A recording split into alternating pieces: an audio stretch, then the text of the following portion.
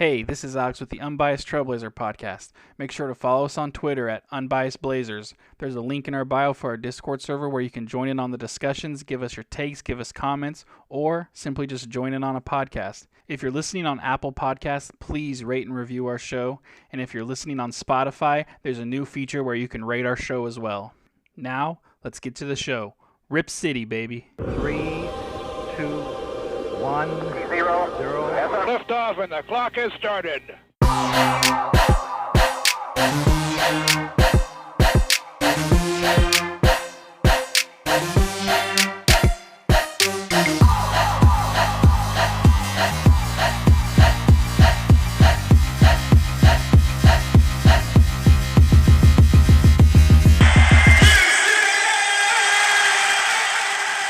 What is going on, Rip City? This is a day late podcast, but we're glad to get it out either way. This is Alex. I got the doctor in the house. He's here. He's gonna I know I just called you the doctor. This is new. This is a new nickname I'm throwing out there on you. But today I think you're gonna be the cap doctor because we're gonna get into some questions about cap space, and I know that's your forte. But how are you doing, Fawad? It hasn't been the best day. It's kind of, you called me a doctor. Ironically, I just got rejected from 2.5 medical schools today. One of them put me on the wait list, so I'm hoping for that. But yeah, I got some pretty bad news this morning. So, hopefully this, talking about Blazers should kind of end my day on a high note at least. But yeah, that's what my situation is right now. Well, we'll speak it into existence. We'll get you to be a doctor. Hopefully. No, we got a really exciting episode. We got something special in store, but we're going to keep that till later on in the podcast. So if you are listening now and you're one of those people that only listens for a little bit, I promise you'll want to wait till the end. It's not going to be too crazy yet, but you'll want to wait. But let's jump into the podcast. Let's get things going. Very first thing I want to talk about. Hot off the press. I wake up this morning to go to work, and I get about 3 of my friends texting me, freaking out, saying, "What's going on? This is crazy." And I look on my phone, and from Bleacher Report and Yahoo Sports and everything, there is the rumor that I'm sure most of you guys have already heard that Zach Lavine is. I don't want to say. Let me just say this. It said, Blazers are linked to Zach Lavine. Portland has popped up in a league circle as a potential landing spot for the free agent wing. So, first things first, Fawad, when you heard the news, what was your first reaction to it? Sorry, what was that? What was your first reaction to the Zach Lavine news when you first saw it on your phone, like your first instinct? I was the same way as you. I woke up and I saw your message, and I was confused more than anything. I was like, okay, first in my head, I was just like, oh, he's obviously going to re-sign. And I think a lot of people felt that way a little earlier on as well. And then I, started thinking about it a little bit more. And I really liked it at first because Zach Lavine's one of my favorite non-Blazers in the league. He's probably like top 3, top 5 favorite for me. So I would love to have him on the Blazers. But then when I started thinking about it a little bit more, like on top of that, then I was like, okay, if he's on our team, he's obviously gonna start. Does he start at the 2? If so, I'm okay with that. I still don't love it on the defensive end, but I think offensively would be really fun to watch. But then I think about what happens to Ant. Does he go to the bench or do we trade him? And then if we're starting Zach at the 3 with Ant at the 2, then I think that's kind of a recipe for disaster, and I wouldn't want him on our team as much as I love him. I think that the fit wouldn't be worth it. So if we have him at the 2, it depends on what we do with Ant. I could be open to that, but if we just add him on, then I don't know about that. So that gets into me calling you the cap doctor today. As far as the money-wise goes, is there a way that we can get Lavine, still get Simons and Nurkic, or does one of them have to go, or do both of them have to go, or how does that work, money-wise? So To use cap space to sign him, I think that there's no way we could do that and keep Anton Nurk, because we would have to get rid of their cap holds. We would have to renounce them in order to create that cap space. So if we want Zach, directly through cap space, we can't do that. As much as Joe Cronin has been telling us that our play is free agency and we're creating cap space, that cap space does not exist and it's not usable, then we can think about sign-in trades. But I don't remember our full team off the top of my head. I think it's most likely possible that we almost definitely can create enough enough contract wise to send back in a sign and trade. It would just have to depend on who it would be. Obviously, Bledsoe would be the main, the main filler, and then we'd probably need to add 10 to 15 mil depending on how much Zach Lavine gets. That could be Hart, but then I don't know if people want to include him. It would be really easy to include Hart. Maybe adding Winslow could be enough. I don't know. I would have to look into it a little bit more. But the short answer is, yeah, we could get him through a sign and trade. Maybe Bledsoe, like Keon Johnson and a pick or something like that. I think that might just be able to squeeze in depending on how much he signs for. But yeah, the short answer, we can get him. Is just exactly what is a little bit iffy. Now, is that trade exception, the huge one for trading CJ, something that we can use? No, that's only about 20, 21 mil. He's definitely going to get more than that. I think he'll probably get like 28 to 30, maybe even more. That's kind of so. Now, tell me if I'm wrong, but to me, that trade exception fits perfectly for one Jeremy Grant. Am I wrong? You're right and wrong, actually. Okay. If we trade for him before free agency, aka I think July 1st, then it fits him perfectly. But after July 1st, he's like 100,000 too much or something like that. Oh, like, that's right. I knew that. Dang it, I forgot all about that. But still, we do have an outlet for that trade exception, and I really, really do not think we should let it go to waste. I think it's something we have to use. And Joe Cronin has come out and said that they plan on using it, so that'll be very interesting. But one thing I wanted to talk about on Zach Lavine, you brought it up perfectly. He's 6'6", so he is a taller guard. I think he's considered a small forward shooting guard. So, I mean, he could play either one. But the same issue with Zach Lavine that we had with CJ. Although Zach Lavine is a little bit better defensively on ball, he's atrocious off ball. I went when I saw the news. My first thing to do was I went to the Chicago Bulls Reddit, and I was reading what people were saying and how they were reacting. And if this tells you anything, the amount of people that I saw that said if he wants to leave, whatever, he couldn't guard anybody anyways. Our issue was defense. So getting a player, and trust me, I like Zach Lavine. I think he's a super fun player to watch. And like you said, he's one of my more favorite players to watch that isn't a Blazer. I just don't think he fits our team right now. It's not what we need. I would love to have him, but I mean, if we're gonna have Simons, I don't see why we would need Zach Lavine too. They're both kind of similar. I think Zach Lavine's probably just a little more established because he's been doing it longer. But to me, it's the fit's not there. And right now, that's what I'm looking at. I'm not looking at. I know we look at name recognition and we're like, oh, everyone knows who Zach Lavine is, so he's got to be a good player.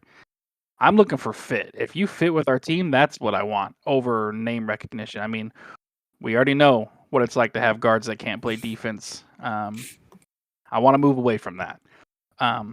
If it were to happen, believe me, I'm not going to be upset that we have Zach Lavine. You'll never hear me complain that we got him. But I just don't think that's the best move to make. And you know what? If Lillard wants that to happen, I'm all for it. If that's what he wants. If Zach Lavine can say, I'm fine with not scoring. I think he averaged like 25 points a game. If he can say, I'm fine with scoring 20 points and focusing more energy on defense, I think that would help. But it's whether he wants to do that or not. And one other thing that Zach Lavine has been known for, and I saw a lot in the Bulls thing, is his health. He's been hurt a lot, and couple people said that he was scheduled to have surgery. So I don't know much about that. I think that sounds familiar, actually. So I don't know what surgery he's having. I should have probably looked into it today, but I didn't. So shame on me. But I will that's check another while issue. we're talking. Okay, because if we're going to be paying Zach Lavine somewhere in the 25 million, somewhere around there, I want Probably that. more, honestly. Yeah, I want that guy there. I'm not. We've been blessed with Lillard not really missing time and paying him as much as we have.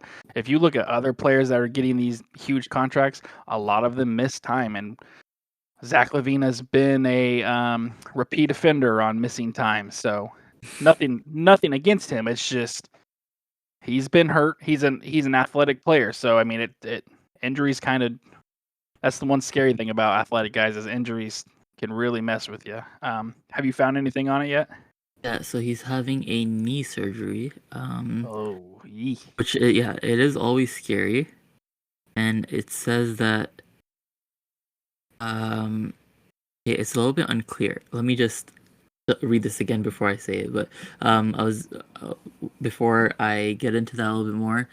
He's only missed, he has missed games every season, but it's not like he'll miss like 30 games. It's like 10, maybe 20 games a season, which isn't, it's not ideal, but it's like if you miss 20 games a season, it's kind of a lot, but 10 to 15, I think that's pretty normal. Even CJ probably missed that every year, and I guess he gets injured a lot too, but we don't consider him to be like injury prone, or we don't consider his health to be like a detriment. So if it's around the same, I don't think that's a huge issue.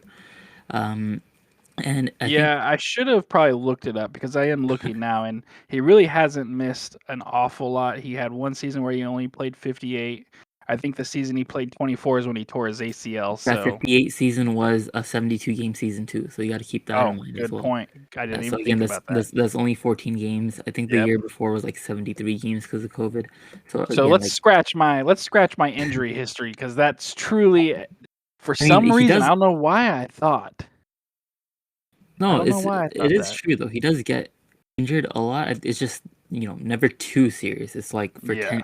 10 to 15 games, that's a month. So if he misses a month in a row, it might feel like a lot. That's probably why. But it does. Yeah. So the article says it's not really clear if if it is a simple surgery. He should be back 100% healthy by the start of training camp. But it is possible that it could be more serious. They don't have more details than that, but if it is serious, he could miss time next season.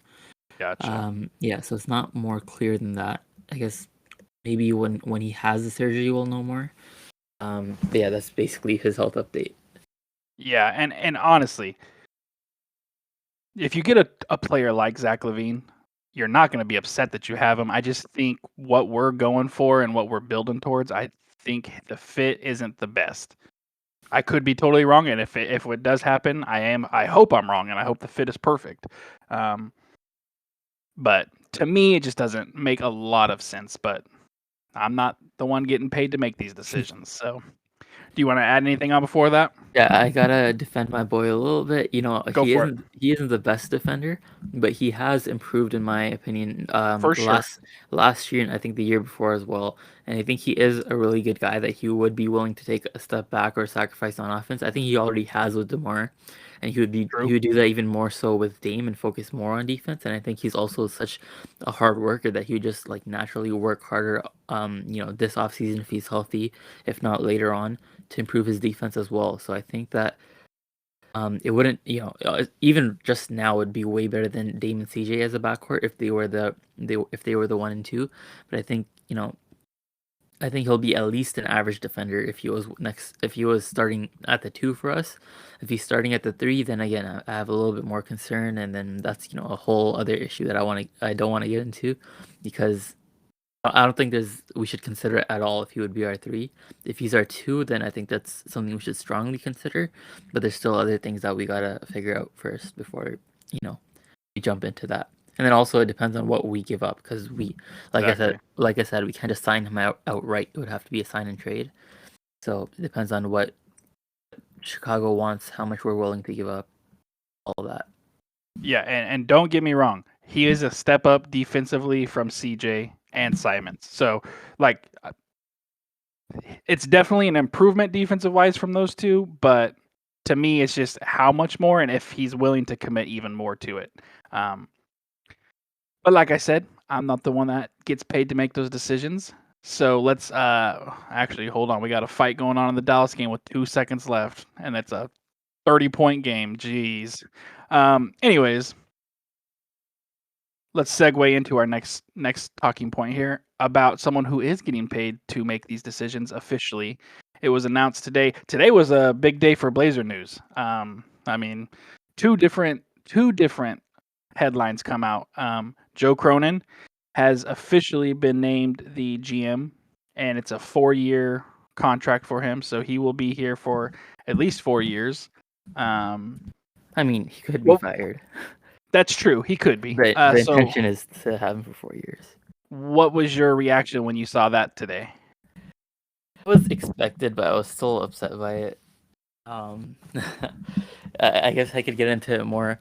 We've talked a lot, and I've talked about especially how much I don't like him. I've hated his move so far.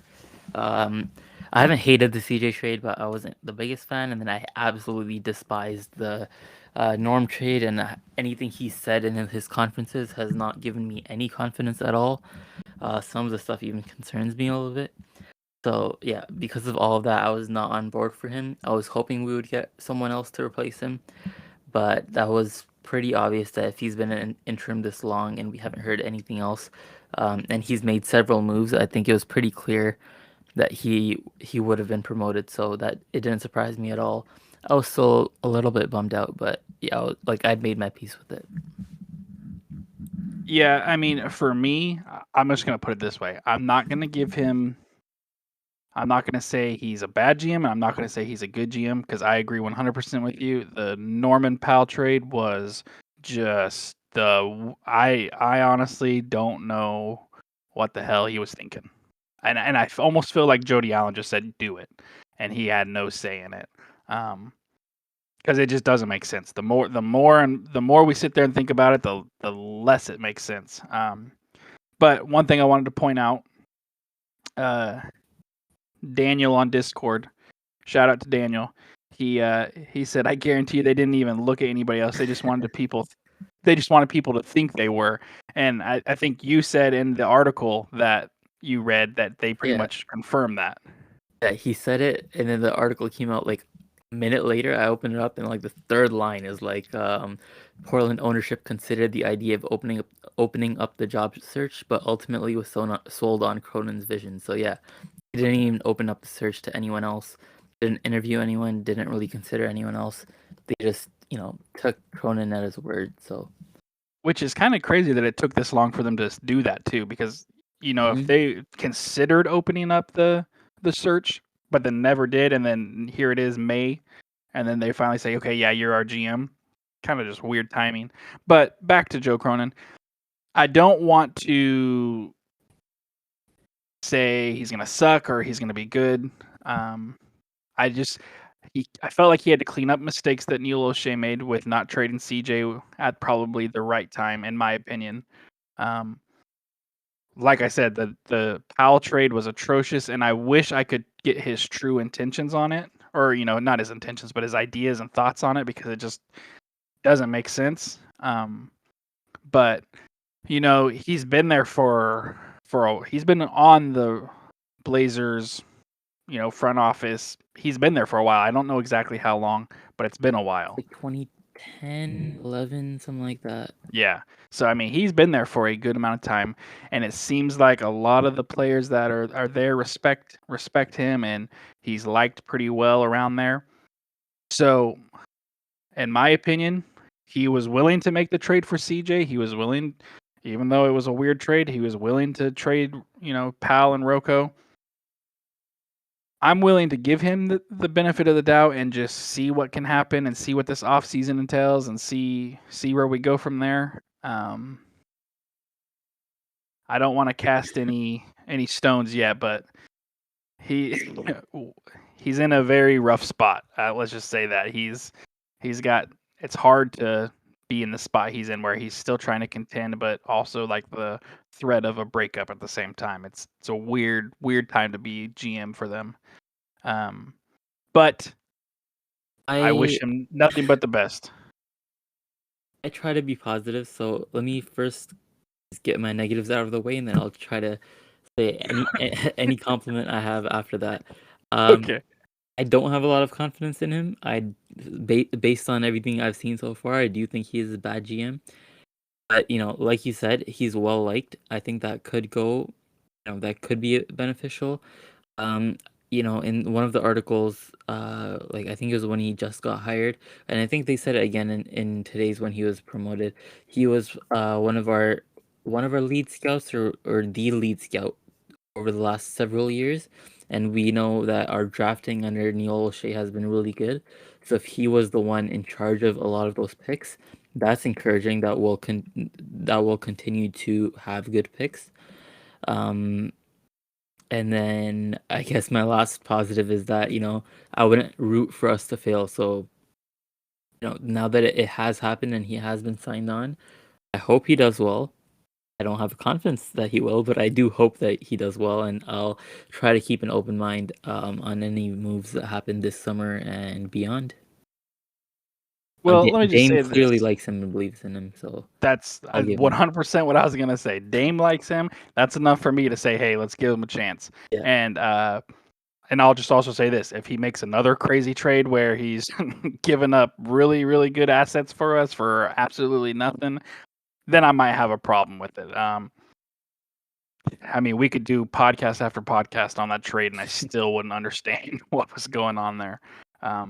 But like we just said, Dame likes him. That's enough for me. If Dame likes him, I'm more than willing to say, let's see what he's got, and let's wish for the best. Anything else you want to add on Joe Cronin? Nope, I think that covers about everything. Okay. One other thing we just mentioned. If you guys aren't in our Discord, there's a lot of conversation going on in Discord, a lot of articles being shared. Vibin is always on top of sharing every article that comes out. Sometimes I don't even know how he gets it out so fast. It pops up on my phone and he's shared it like 10 minutes ago, and I don't know how he does it. But there's always good conversation. So if you haven't joined Discord, you can find it in our Twitter bio. It's in there. Send me a message on Twitter. Send me a message. I don't know. Are we anywhere else? I'm trying to think. Put a review on iTunes and say, hey, I want an invite to your Discord. We'll get you an invite. If you're not there, it's a good place to just come and talk Blazers and share anything. So I just wanted to put that out there. But something new we have not done before. I don't know about you, Fawad. Watching the playoffs, not getting to see the Blazers, and pretty much having a very, very bad, disappointing season all year long. I've got the Blazer blues pretty bad. I miss talking about the Blazers.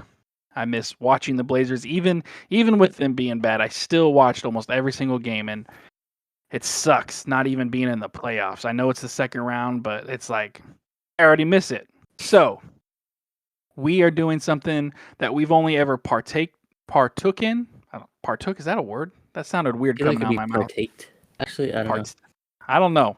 I'm not an English major here, so this is only something we've ever joined. We never started one ourselves. So with that being said, next Monday, 7:00, if you have Twitter and you follow us, it's the easiest way is just to follow us. We're gonna host a Twitter Spaces. Essentially, it's just a giant chat room where anyone can come in and just listen, or if you want to talk, you can come in and talk. We're just gonna talk Blazers, what we miss, reminisce about good times, bad times, talk about the future, just whatever we want to talk about. It's free roam, and the times that I have joined and the times that Fawad's joined, there's a lot of people in there that bring up good points, and we have some good talking. So I think it's really enjoyable. I think it's really helpful, and it's just a way for everyone to kind of talk together. And it's not so. I know we do like the listener podcast specials, and some people are a little intimidated by it because they're like, I've never been taken part in a podcast before. This is literally just if we were all at a bar watching, Yeah. sitting there talking together. There's no pressure. It's not recorded. Everyone just come in and talk and have a good time. It's super casual, super fun. I've had a lot of fun every time I've joined, so I'm happy to do this. Yeah, it's going to be exciting. And, depending on, it's definitely something that I'm open to doing more often. I think it's really helpful and I think it's really fun. With that being said, one other thing I wanted to bring up because we're So getting, just to reiterate, that's next Monday at 7 Pacific. yes, Correct? 7 Okay. Pacific, Twitter, Monday, May 16th, I I think so. believe. Yeah. Which is actually we'll get to that in just a second. What was I gonna say? Shoot. I think you were segueing into our next little thing. There was one other thing I was gonna say before that. Oh, my bad. I can't remember. Oh well, it must not have been important. I know. I just remembered. We're getting pretty close to the draft lottery. Oh, right. One thing I wanted to ask you real quick: who do you think the Blazers are gonna send there? Well, I think probably Dame. You think Dame? Yeah. You think we could get Brandon Roy to bring some good luck? Send him there again? He's been ghost for like 10 years, so I don't even know. He really has. Yeah. So we talked about this in one podcast before. I want to do like a watch party with the draft lottery. So if you guys are in our Discord when the draft lottery is happening, and really that lottery is only like what 15 minutes, 20 minutes long. Something like that. So it's not a long time. We'll get it going in the server and in Discord. You can come in and just kind of join a big group together and watch it all together, and we can all talk and make jokes and react to hopefully us getting a top 4 pick, top number 1 pick. Just throw that out there a little bit. But I do want to do that, so that is the plan. Manifest it. I will. Do we know when the actual draft lottery is? Like what day it is? I know it's on the 17th. I don't know the time, but I would assume either 7 or 8 Eastern. Are we talking the 17th this month? So just like 6 days. Oh yeah, yep, you're right. Yep. So right after our Twitter Spaces, we'll talk about it in there too. So, but I think it would be a fun thing to do. Everyone to get together and watch, and hopefully we get to celebrate together. Last but not least, what I previewed early in the podcast, we have some huge news. We have some very exciting news.